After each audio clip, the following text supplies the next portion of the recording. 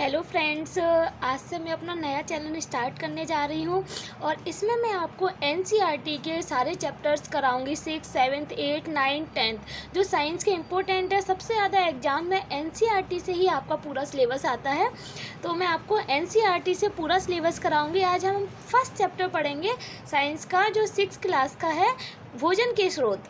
और ऐसे ही धीरे करते करते हम सारे चैप्टर्स ख़त्म करेंगे। अगर आपने 6, 7, 8, 9, 10 की एनसीईआरटी की बुक्स कंप्लीट कर ली तो आपका साइंस का एक भी टॉपिक किसी भी एग्ज़ाम से बाहर नहीं जाएगा, चाहे वो एसएससी हो, CTET, UP TET, super TET, junior TET, किसी से भी बाहर नहीं जाएगा, ये मेरा प्रॉमिस है। तो आज से हम भोजन के स्रोत स्टार्ट करेंगे। कक्षा 6 क्लास का ये चैप्टर है और साइंस का फर्स्ट चैप्टर हम स्टार्ट करने जा रहे हैं। बहुत ही ज़्यादा इम्पोर्टेंट है। इसमें पता है, देखने में तो ऐसा लगता है बहुत ज़्यादा सिंपल, लेकिन आप धीरे धीरे करोगे तो आपको लगेगा कि हाँ, इसमें कुछ चीज़ें अंदर से जो गहराई से पूछी जाती है, वो टॉपिक आज मैं आपको समझाऊंगी। एनसीईआरटी की पूरी बुक 6, 7, 8, 9, 10 की कहीं भी आपको नहीं मिलेंगी एक साथ। आज मैं स्टार्ट करने जा रही हूँ। सबसे पहला हमारा है भोजन के स्रोत। भोजन के स्रोत में हम पढ़ेंगे आज प्राणियों का मुख्य निम्नलिखित में से 3 श्रेणियों में बांटा गया है। प्राणियों को, जैसे हम लोग हैं, हमको 3 भागों में बांटा गया है: शाकाहारी, मांसाहारी, सर्वाहारी। जैसे कि आप लोगों को सबको पता होगा, शाकाहारी क्या होते हैं? जो पेड़ पौधे खाते हैं, भोजन सामग्री ग्रहण करते हैं, शाकाहारी जंतु कहलाते हैं, जो गाय है। अब आपसे एग्जाम में आप सोच रहे हो एग्जाम में कैसे पूछा जा सकता है? बस ये आ सकता है, गाय शाकाहारी है, मांसाहारी है, सर्वाहारी है। अब गाय जानवर है, लोगों को देख के लगता होगा कि वो मतलब कुछ भी खा सकती है। ऐसे ऑप्शन में आपको भेड़ दे सकता है, बकरी दे सकता है, ऊंट दे सकता है, हिरण दे सकता है। क्वेश्चन ये नहीं आता कि आप शाकाहारी कौन होते हैं, कौन से जंतु होते हैं। तो आप नॉर्मली बता सकते हो घास और पेड़ पौधे खाते हैं, वो जंतु शाकाहारी होते हैं। लेकिन क्वेश्चन ऐसे बनता है कि गाय शाकाहारी है, मांसाहारी है, सर्वाहारी है। थोड़ा क्वेश्चन का लेवल बढ़ गया है, इसलिए इस टाइप के क्वेश्चन बनते हैं। सेकंड आता है हमारा मांसाहारी। ऐसे जंतु जो जंतुओं से भोजन प्राप्त करते हैं, जैसे पेड़ पौधे, जैसे गाय, भैंस, बकरी, ये गाय मतलब जो उसको खा लेते हैं पेड़ पौधों को, इनसे जो भोजन प्राप्त करते हैं, जैसे मांस है, मछली है। मांस हम लोग खाते हैं, मतलब जो मांसाहारी जो होते हैं, जानवर भी मांसाहारी होते हैं, और जो मनुष्य होते हैं वो मांसाहारी भी होते हैं और शाकाहारी भी होते हैं। मछली है आदि भोजन ग्रहण करते हैं, मांसाहारी जंतु कहलाते हैं। जैसे शेर है। अब शेर आपको लगता होगा कि मतलब वो सर्वाहारी में रखेंगे या मांसाहारी में रखेंगे, तो आपको ये शेर सिर्फ मांसाहारी में आ रहा है। अगर आपको ऑप्शन में 3 आ रहे हैं, 4 आएंगे, मांसाहारी, शाकाहारी, सर्वाहारी, इनमें से कोई नहीं, तो आपको सिर्फ मांसाहारी लगाना है। दूसरा आपसे चीता पूछ सकता है, भेड़िया पूछ सकता है, मगरमच्छ पूछ सकता है, सांप पूछ सकता है। सांप भी मांसाहारी है, कीड़े मकोड़े और ये मांस वगैरह ये सब खाता है, इसलिए शाकाहारी कहा जाएगा। अब आते हैं सर्वाहारी। सर्वाहारी का मतलब होता है हम लोग, मनुष्य। जैसे कौवा है, कौवा देखो खाना भी खा लेता है, और खाना हमारा गेहूँ और उससे मिलता है, मतलब पेड़ पौधों से की चीज़ें भी खा रहा है ये। और जो कोई कीड़े मकोड़े उठा लाया, कहीं से कुछ खा लिया, कोई डॉगी भी यही होते हैं, कुत्ते भी यही खाते हैं। मनुष्य भी सर्वाहारी में मांस भी खा सकता है, और जो वैसा फास्ट फूड वगैरह होता है, खाना, रोटी, सब्जी, इस टाइप का भी खा लेता है। तो मनुष्य सर्वाहारी में आता है। अगर आपके ऑप्शन में आ जाता है तो आपको मांसाहारी नहीं लगाना, आपको सर्वाहारी लगाना है। ये आपको ध्यान रहे। अभी मैं इसके चैप्टर खत्म होने के बाद आपको क्वेश्चन आंसर कराऊंगी इसके। इतना आपको समझ में आ गया कि शाकाहारी, मांसाहारी, सर्वाहारी क्या होते हैं। इससे ज़्यादा आपको कुछ नहीं पूछेगा।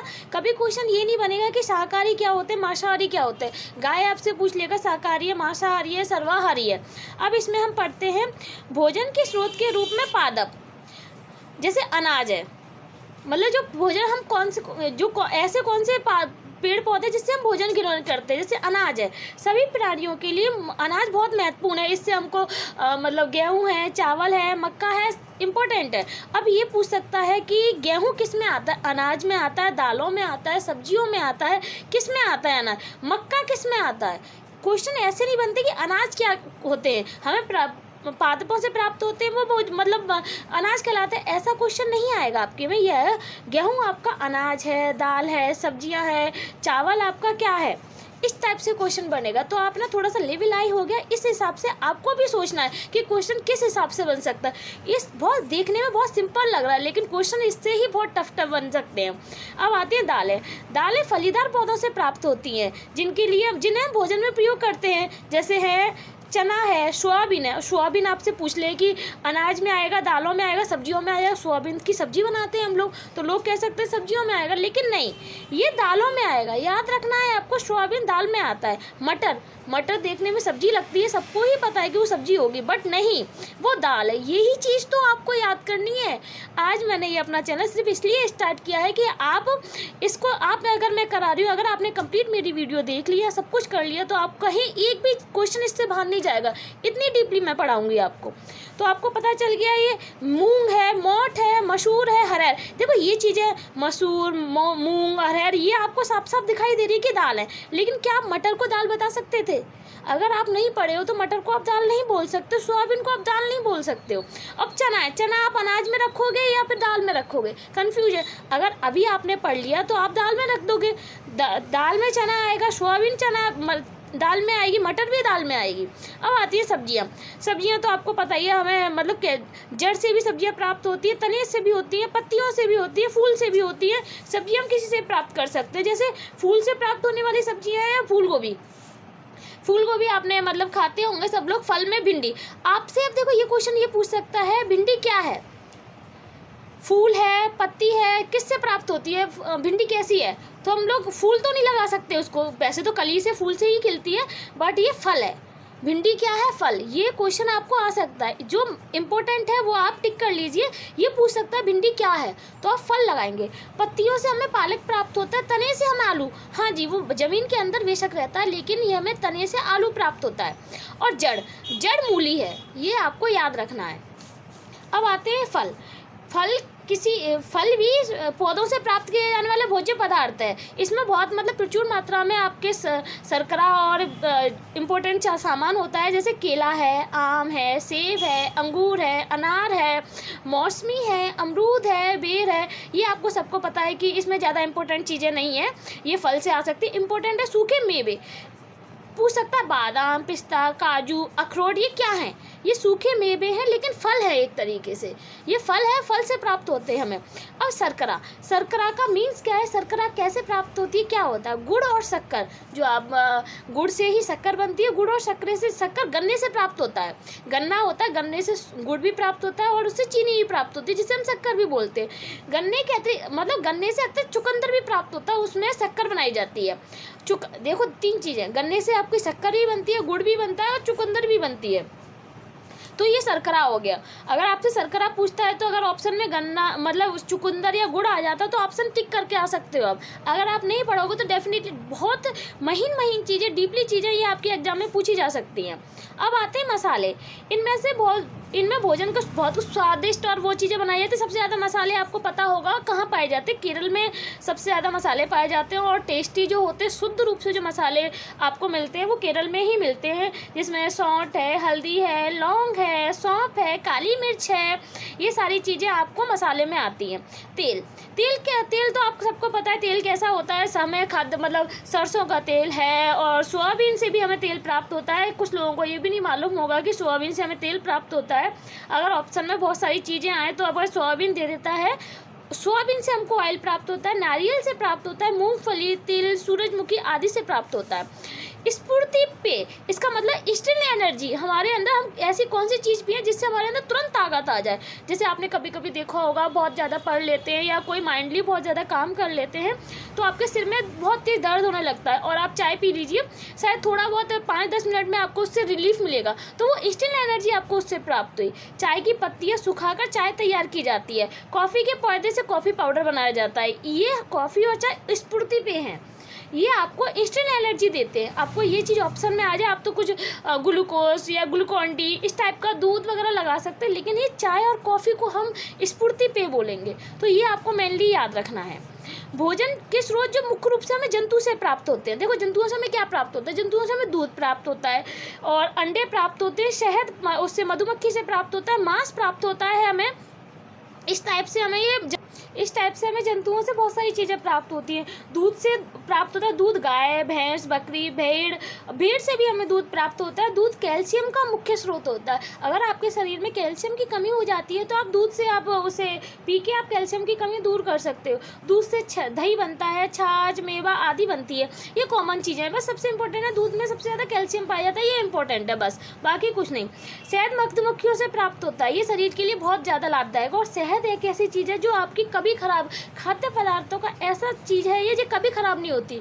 लोग पूछते हैं ऐसा कौन सा खाद्य पदार्थ है जो लाइफ टाइम कभी खराब नहीं होता, उसे कैसे भी रख लो आप। खुले में जो नॉर्मल कमरे का तापमान है इस पर आप रखोगे तो ये शहद है, कभी खराब नहीं होगा। अंडे मुर्गियों से प्राप्त होते हैं। इसमें कैल्शियम और प्रोटीन दोनों होता है। दूध में सिर्फ कैल्शियम होता है और जो एग होते हैं उसमें कैल्शियम और प्रोटीन दोनों होता है, ये आपको याद रखना है। अब आते हैं हमारे मांस और मछली। मांस बकरा, मुर्गी, मछली आदि जंतुओं से प्राप्त होता है और इसमें जो मांस में सबसे प्रचुर मात्रा में होती है वो प्रोटीन पाई जाती है। क्षेत्रीय भोजन, दाल बाटी चूरमा। दाल बाटी चूरमा ज़्यादातर राजस्थान में, ये भी पूछा जा सकता है दाल बाटी चूरमा कहाँ का प्रसिद्ध खाद्य वो है, खाना कहाँ का प्रसिद्ध है? दाल वो राजस्थान का है। मस्सी रोटी, सरसों का साग ये पंजाब का। इडली डोसा आपको पता होगा जो सब ज़्यादातर लोग खाते हैं तो दक्षिणी अफ्रीका का है। अब चलो हम कुछ क्वेश्चन कर लेते हैं। निम्नलिखित में से शाकाहारी जंतु कौन से हैं आप बताइए। चलो मैंने आपको बोला था चीता है, हिरन है, शेर है, कुत्ता है। आप बता दीजिए शाकाहारी जंतु कौन से हैं। तो आई थिंक आपने चूज कर लिया होगा शाकाहारी कौन है। चीता ना शेर, ये सिर्फ हिरन है। हिरन शाकाहारी जंतुओं में आता है। दालें पौधों का कौन सा भाग है? बस दालें हमें कौन सा भाग से प्राप्त होती हैं बताइए। फूल से, फल से, बीज से या तने से? हाँ जी, बीज से प्राप्त होती हैं। ये आपको याद करना है, बीज से प्राप्त होती हैं ये। हमारे शरीर में ऊर्जा प्राप्त किससे होती है? खेलने से, भोजन करने से, दौड़ने से या पढ़ने से। ये सबको पता होगा भोजन करने से हमारे शरीर में ऊर्जा प्राप्त होती है। अब हमारा आता है भोजन। भोजन के आधार पर जंतुओं को कितनी श्रेणियों में बांटा गया है? 5 में, 1 में, 2 में, 3 में। आप बताइए। अभी आपने पूरा चैप्टर पढ़ा है शायद आप, ये 3 में। इस तरीके से आप करोगे तो एक बार आप पढ़ लीजिए, दोबारा आपको पढ़ने की ज़रूरत नहीं पड़ेगी। 3 में जंतुओं को भोजन प्राप्त होता है। जंतुओं को किससे प्राप्त होता है? पादप से, जंतुओं से या पादप जंतुओं से? जंतुओं में हम लोग भी आते हैं, मानव है और मतलब जंतुओं में सारे जंतु आ जाएंगे। तो ये सर्वाहारी होते हैं, तो ये ने पादप और जंतु दोनों से ही भोजन प्राप्त होता है। दालों से मुख्य रूप से क्या प्राप्त होता है आप बताइए। कार्बोहाइड्रेट, प्रोटीन, विटामिन, खनिज लवण। आपको इसका आंसर आता होगा। अभी इसी चैप्टर हमने पढ़ा है। ये सिर्फ प्रोटीन प्राप्त होती है दालों से, ना तो कार्बोहाइड्रेट प्राप्त होगी, ना विटामिन प्राप्त होगी, ना खनिज लवण प्राप्त होगी, हमें सिर्फ प्रोटीन प्राप्त होगी। अब हम आते हैं आलू। पौधे के किस भाग में से, कौन से भाग से आलू हमें प्राप्त होता है आप बताइए। अभी मैंने आपको तुरंत पढ़ाया था आलू कौन से भाग से प्राप्त होता है, भिंडी किससे प्राप्त होती है, और पत्ता गोभी, फूल गोभी किससे प्राप्त होता है। ये मैंने अभी आपको सारा चैप्टर पढ़ाया है। ये हमें प्राप्त होता है तने से। तो इस तरीके से हमने ये अपना पहला चैप्टर कंप्लीट कर लिया है। आप पूरी कंप्लीट वीडियो मेरी देखते रहिए। डेली मैं आपके लिए वीडियो लेके आऊँगी, एक चैप्टर डेली पढ़ाऊँगी। हम इस तरीके से पूरी एनसीईआरटी की बुक कंप्लीट कर लेंगे और हो सका तो 2 चैप्टर में डेली में एक दिन में 2 चैप्टर कराने की कोशिश करूँगी। अब नेक्स्ट हम जो पढ़ेंगे वो पादपों का पोषण है। ये भी इसमें आपने छोटी छोटी चीज़ें देखी कितनी इंपॉर्टेंट थी जो आपके एग्जाम के लिए मतलब आ सकती हैं। इस चैप्टर को आप एक बार मेरा पढ़ा हुआ आपने पढ़ लिया, दोबारा आपको टच करने की ज़रूरत नहीं है, आपको सारा इसी में से फंस जाएगा। इससे ज़्यादा जो मैं पढ़ा रही एनसीईआरटी की बुक 6, 7, 8, 9 की बुक पढ़ लीजिए। आपको कोई भी साइंस की किसी भी ना आर्यन ना किसी भी बुक लेने की आपको ज़रूरत नहीं, सिर्फ एनसीईआरटी की बुक कंप्लीट कर लीजिए और जो इंपॉर्टेंट फैक्ट है वो मैं आपको करा ही रही हूँ। अगर आपको मेरी वीडियो अच्छी लगी हो तो आप मेरे वीडियो को लाइक कर सकते हो, अगर आपको पसंद आई सब्सक्राइब भी कर सकते हो और फ्रेंड्स वगैरह को अगर आप ये जानकारी देना चाहते हो तो इस वीडियो को आप शेयर भी कर सकते हो।